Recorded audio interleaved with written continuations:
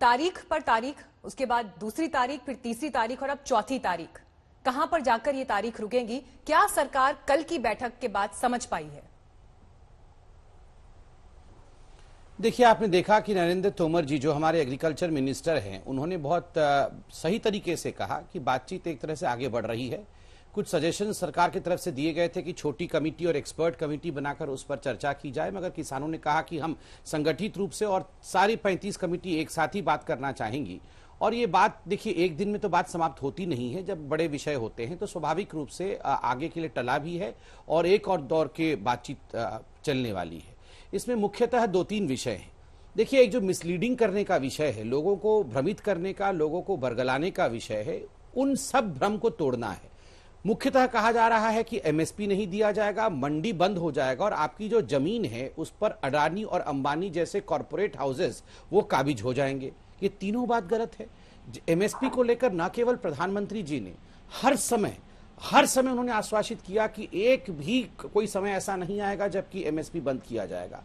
दूसरी बात है, एमएसपी को लेकर कल आप देखिए जिस प्रकार से यहां जारी किया गया है बिल के 5th रेफरेंस पॉइंट को, उसमें कहा गया है कि अगर आप मंडी से बाहर भी बेचते हैं तो मंडी से बाहर भी आपको एक गारंटीड प्राइस दिया जाएगा। मेरे पास वो बिल की प्रति है जिसमें मैं पढ़ देता हूं सबकी सहूलियत के लिए। 5वां point, the price to be paid for the purchase of a farming produce may be determined and mentioned in the farming agreement itself, and in case such price is subject to variation, then such agreement shall explicitly provide for a guaranteed price to be paid for such purpose। एक guaranteed price दिया जाएगा।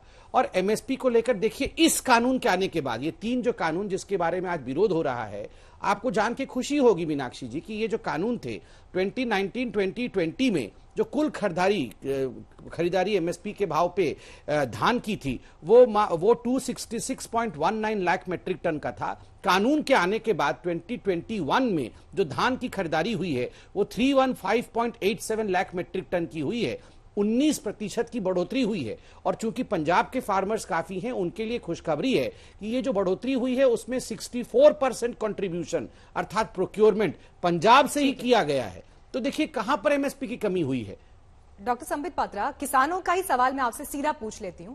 कल भी लगातार ये सवाल उठ रहा था, हमने ये कानून नहीं मांगा तो आप क्यों लेकर आए? दूसरा सवाल ये था, जिस बात का आप एमएसपी का जिक्र कर रहे हैं, यहां पर कमी दिखाई दे रही है भरोसे की। मैं मान रही हूं आपकी बात कि सरकार के तमाम बड़े मंत्री, खुद प्रधानमंत्री ये बात कह चुके हैं कि ऐसा कुछ खत्म नहीं होने वाला, लेकिन अगर उसके बाद भी किसान कन्विंस नहीं हो पा रहा, इसका मतलब सीधे तौर पर भरोसे की कमी जमीन में उनके जहन में दिखाई देती है। इस भरोसे को जीत पाने में सरकार क्यों नाकाम रही?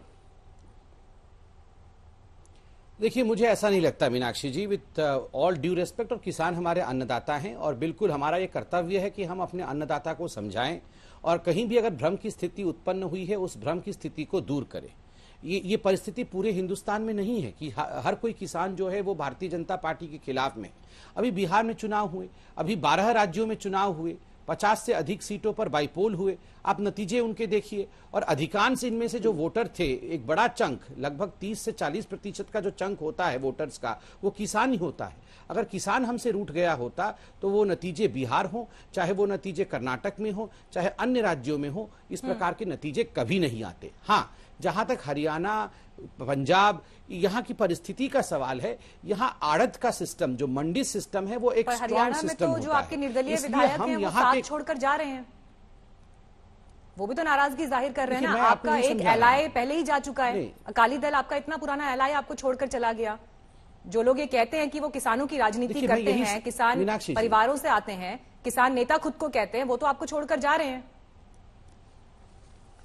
देखिए मीनाक्षी जी, मैं यहाँ पे स्पष्ट करना चाहूंगा और यही समझा रहा था कि पंजाब और हरियाणा में जो आड़त सिस्टम है, मंडियों की संख्या आप देखिएगा और आड़त सिस्टम एक प्रबल सिस्टम है, तो स्वाभाविक रूप से वहां के जो आड़तीय बंधु हैं उनको लगता है उससे उनका बहुत बड़ा नुकसान होगा। मैं एक उदाहरण देता हूं। पंजाब में लगभग 8% से 10% का कमीशन है। अगर एक छोटा मझौला जो किसान है वो आता है अपने सामान को पंजाब के मंडी में बेचने के लिए, तो जो कुल टैक्स उसे देना पड़ता है जिसमें आड़तियों का कमीशन भी होता है, वो लगभग 8 से 10% का बैठता है। अन्य राज्यों का अलग अलग हिस्सा है, तो पंजाब और हरियाणा में ये थोड़ा ज्यादा है। तो स्वाभाविक रूप से हम जो अन्नदाता है उसको करदाता बनाना नहीं चाहते हैं, हम चाहते हैं वो कर मुक्त हो जाए, मगर आड़तिये चाहते हैं कि वो कर युक्त रहे क्योंकि उससे उनका कमीशन आता रहे। पंजाब में आपको मैं एक वर्ष के आड़तियों के कमीशन का अभी बता रहा हूं, अमाउंट कितना है, 3,330 करोड़ रुपीस। आप सोचिए 3,330 करोड़ रुपया आड़तियों का कमीशन के रूप में मिलता था। तो कहीं ना कहीं ये एक बड़ा दुखद विषय उनके लिए रहेगा। मगर ये सिस्टम नहीं बंद किया गया है, ना आड़तियों का सिस्टम बंद किया गया है और ना मंडी की सिस्टम बंद की गई है। अपितु प्रधानमंत्री जी ने परसों बनारस में कहा कि इंफ्रास्ट्रक्चर और मंडी की बढ़ाई जाएगी। केवल इतना किया गया है कि किसानों को ऑप्शन दिया गया है कि वो ये टैक्स देके मंडी में अपने अनाज को बेचें।